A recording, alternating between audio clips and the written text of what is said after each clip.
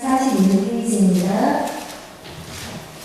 무화과 나무의 비유를 배우라. 그 가지가 연하여지고 잎사귀를 내면 여름이 가까운 줄 아나니 이와 같이 너희도 이 모든 일을 보거든 인자가 가까이 곧 눈앞에 이를 줄 알라. 내가 진실로 너희에게 말하노니 이 세대가 지나가기 전에 이 일이 다 일어나리라. 천지는 없어질지언정 내 말은 없어지지 아니하리라. 그러나 그날과 그때는 아무도 모르나니 하늘의 천사들도 아들도 모르고 오직 아버지만 아시느니라. 노아의 때와 같이 인자의 임함도 그러하리라. 홍수 전에 노아가 방주에 들어가는 날까지 사람들이 먹고 마시고 장가들고 시집가고 있으면서 홍수가 나서 그들을 다 멸하기까지 깨닫지 못하였으니 인자의 임함도 이와 같으리라.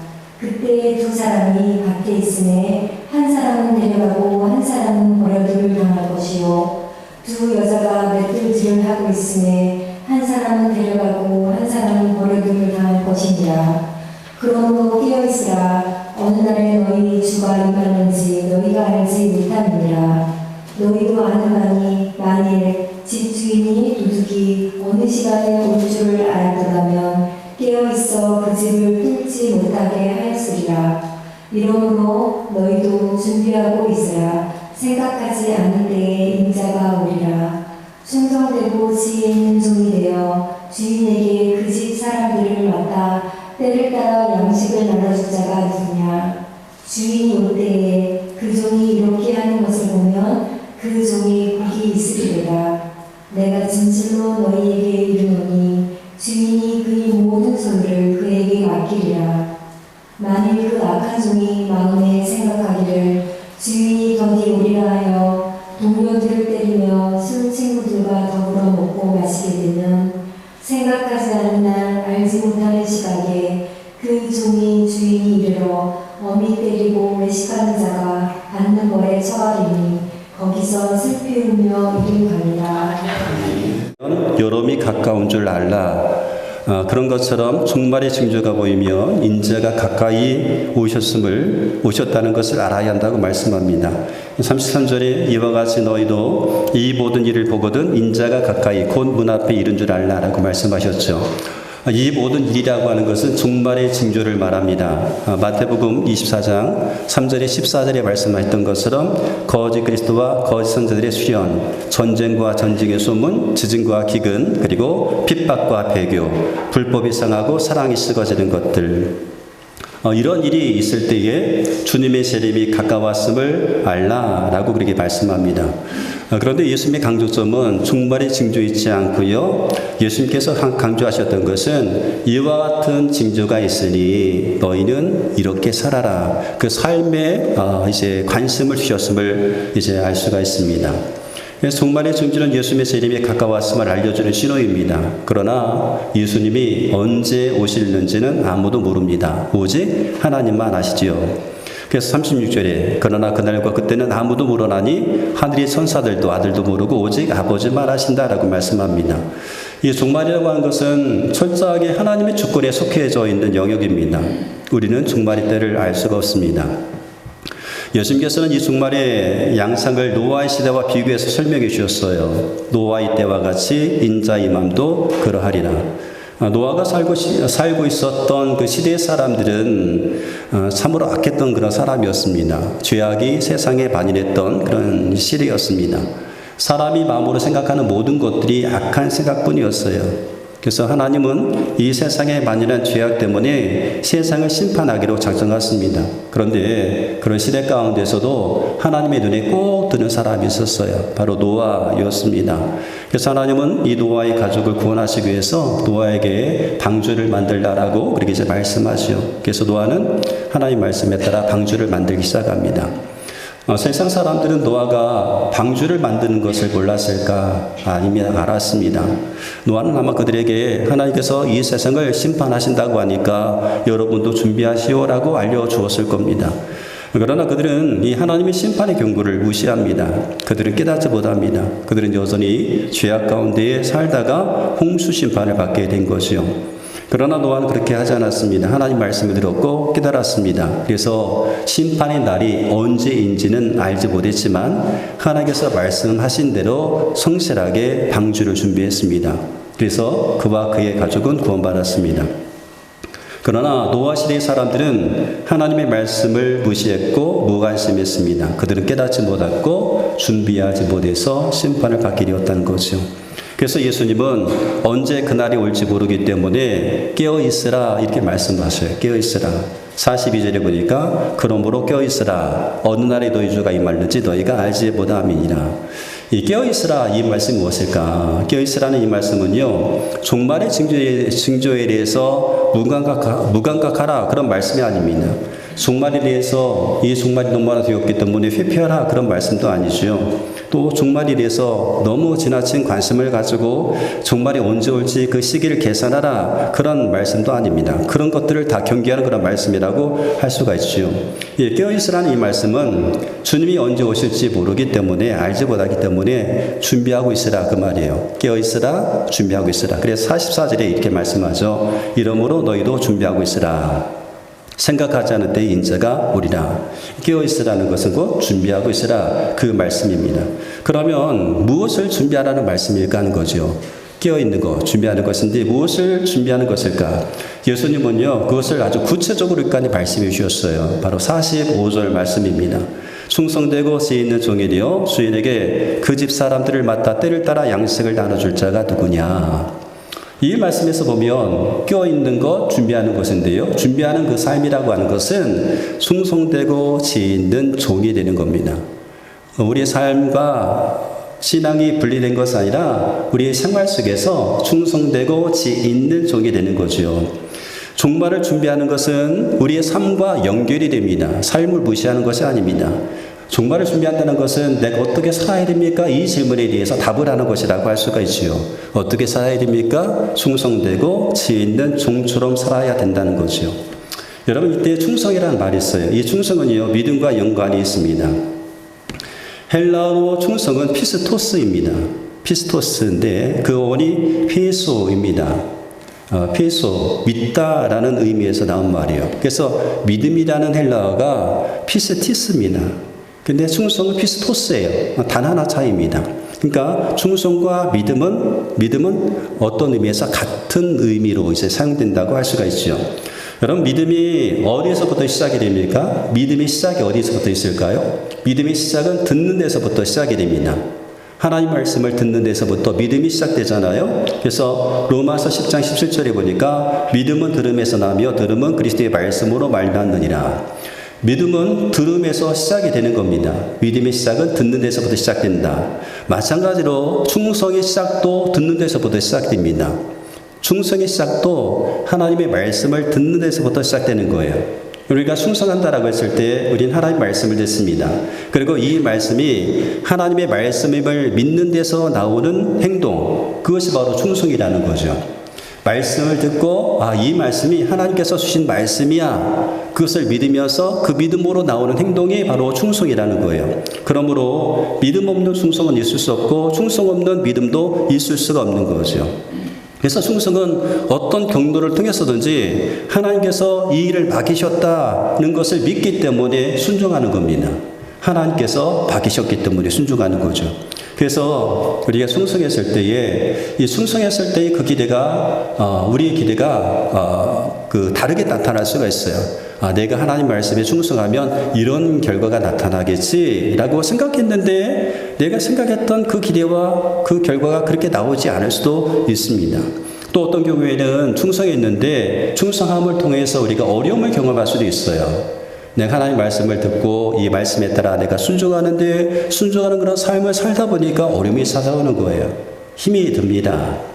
그런데 여러분 그럼에도 불구하고 충성된 종은 그 일 때문에 원망하거나 그 일로 인해서 누구를 탓하지 않습니다. 누구를 탓하지 않습니다. 왜 그렇습니까? 그 출발점이 하나님이심을 알기 때문에 그래요. 충성의 출발점은 하나님이십니다.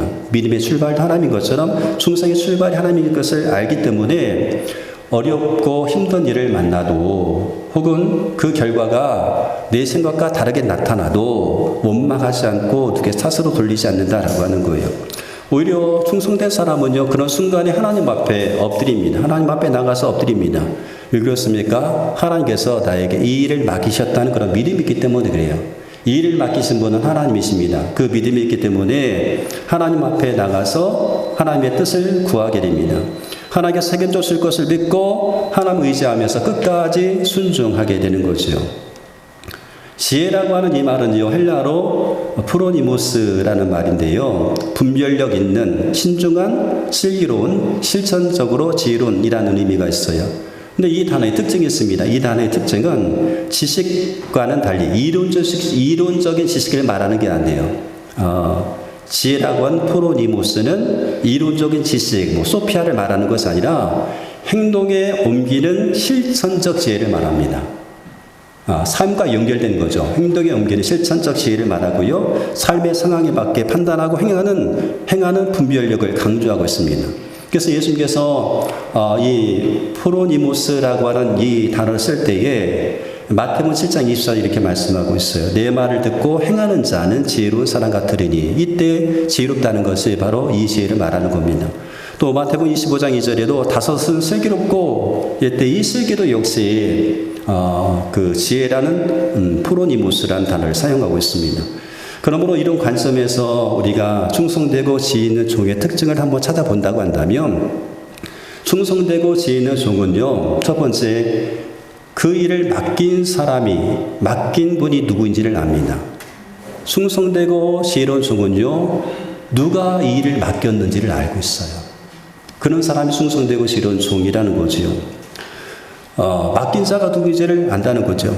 45절에 보니까 충성되고 지혜 있는 종이 되어 주인에게 그 집 사람들을 맡아 때를 따라 양식을 나눠줄 자가 누구냐. 충성되고 지혜로운 종은요, 주인이 누군지 알아요. 주인을 모르는 것이 아니라 주인이 누군지 압니다. 집과 사람들을 주인이 맡겼음을 압니다. 그러므로 종말을 준비하는 사람은요, 누가 주인인지 아는 거예요. 세상의 주인이 누구인지 알고요, 우리의 삶의 주인이 누구인지 알고요, 우리의 생명의 주인이 누구인지를 아는 겁니다. 그것이 바로 준비하는 삶, 껴있는 삶이라고 할 수가 있습니다. 우리의 삶의 주인이 하나님이시고 하나님께서 나의 주인 되신다, 이 사실을 아는 겁니다. 아는 거예요. 그것이 바로 종말을 준비하는 삶의 모습이라고 할 수가 있습니다. 누가복음 12장에 보면 거기 어리석은 부자의 비유가 나오잖아요. 한 부자가 있었는데 농사를 지었습니다. 네, 농사를 지었는데 소출이 어마어마한 거예요. 너무나 풍성한 겁니다. 창고가 있었는데 창고에 다 쌓아두고도 부족했던 거예요. 고민이 되는 거예요.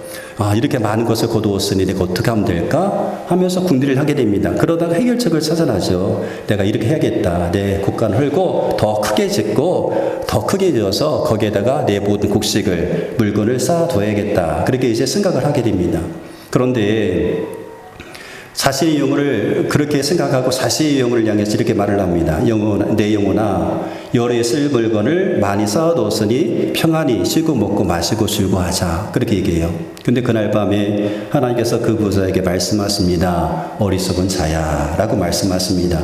어리석은 자야. 하나님께서 어리석다라고 말씀하시는 거예요. 왜 어리석다고 말씀하셨을까요? 이 부자는요, 착각하고 있습니다. 자신의 생명이 자신의 것이라고 착각하고 있어요. 그래서 하나님께서 이렇게 말씀하십니다. 오늘 밤 내 영혼을 도로 찾으리니 그러면 내 준비한 것이 누구의 것이 되겠느냐. 도로 찾겠다. 너에게 생명을 주었던 하나님께서 그 생명을 도로 찾겠다. 생명의 주인이 누구십니까? 하나님이신 거죠. 하나님께서 도로 찾겠다라고 말씀하시는 거예요. 그러니까 자기 생명의 주인이 누구인지를 모르기 때문에 하나님께서 그 영혼을 향해서 어리석은 자야 라고 그렇게 말씀하신 거예요. 여러분, 우리 인생의 주인이 하나님이십니다. 하나님께서 만약에 우리의 육체 가운데서 이제 방 빼라고 말씀하면 우리는 방을 뺄 수밖에 없는 존재예요. 방 안 뺄래요? 할 수가 없어요. 하나님이 너 방 빼야 돼 하면 방을 당장 빼야 돼요. 그런 존재라고 하는 거예요. 우리는 우리의 삶의 주인이 아니라 우리의 삶의 주인은 하나님이십니다. 하나님께서 아담과 하와에게 동산 모든 나무의 실과를 먹게 하셨어요. 그런데 유독 동산 중앙에 있는 선악을 알게 하는 나무 열매를 먹지 말라고 하셨습니다. 왜 먹지 말라고 하셨을까요? 주인이 누구인지 알라는 거예요. 이 동산의 주인, 이 세상의 주인이, 너의 주인이 누구인지 알라는 겁니다. 알라는 거예요. 그래서 동산 중앙에 있는 나무 열매를 먹지 말라라고 그렇게 말씀하셨어요. 그런데 아담과 하와가 먹었습니다. 왜 먹었어요? 내가 주인 되고 싶거든요. 자기가 주인 되려고 한 그 욕심 때문에 따서 먹게 되었던 겁니다. 그래서 하나님 말씀에 순종하지 못하고 죄를 짓게 된 거죠. 야고보서 1장 15절에 보니까 육십이 잉태하며 죄를 낳고 죄가 자라면 죽음을 낳습니다. 이 말씀이 있어요. 욕심 때문에 우리 때때로 하나님 앞에서 백망덕한 행동을 하는 겁니다.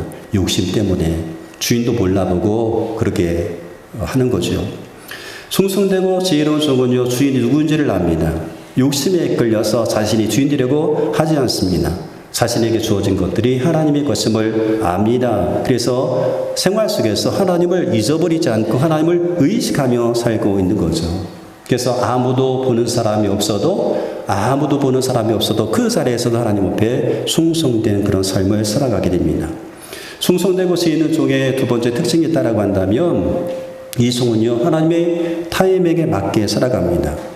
하나님의 타임에 맞게 살아간다. 그런 영적인 민감함을 가지고 있습니다. 주인이 맡긴 양식을 때를 따라서 나눠줍니다. 상황에 맞게, 시기에 맞게 그 맡겨진 자리에서 책임을 다한다라고 하는 거예요. 하나님을 향한 이 영적의 타이밍, 하나님의 영적 타이밍에 민감한 사람이라고 할 수가 있습니다. 그리고 상황에 맞게, 시기에 맞게 맡겨진 자리에서 책임을 다하게 되는데, 그래서 평범한 일상생활 속에서 이것이 드러나게끔 되어 있는 거예요. 예배를 사모하는 마음, 가족을 섬기는 말 한마디, 맡은 직장에서의 성실함, 이웃을 위한 한 끼의 따뜻한 밥상을 차릴 수 있는 그런 마음이 삶으로 나타나게 되는 거죠.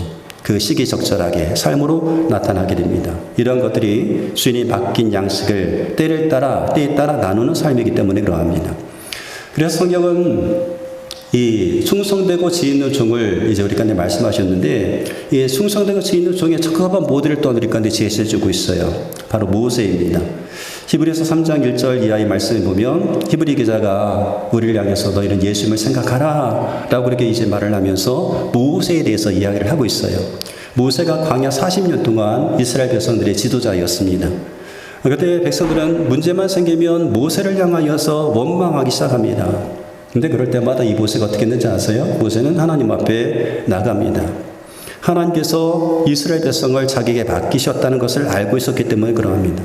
이스라엘 백성의 진짜 주인이 하나님이심을 알았기 때문에 백성들이 원망할 때 같이 원망하고 백성들이 탓을 하는 것이 아니라 하나님 앞에 엎드려서 하나님 앞에 기도합니다. 하나님 어떻게 하면 될까요? 하나님 물이 있어서 못 먹겠다고 백성들이 아우성칩니다. 어떻게 하면 될까요? 하나님 백성들이 지금 고기가 먹고 싶대요. 어떻게 하지요? 하나님 사람들이요 뱀에 물려서 지금 죽어가고 있어요. 뱀 물렸대요. 고통스럽대요. 어떻게 할까요? 그러면서 하나님 앞에 나가서 엎드리기 시작합니다. 왜요? 삶의 주인이 하나님이신 것을 알았기 때문에 그러합니다. 그래서 하나님 앞에 나가서 엎드렸고, 하나님은 그런 모세에게 응답하셨고, 모세는 하나님께서 응답하신 대로 순종하게 되었습니다. 이런 모습이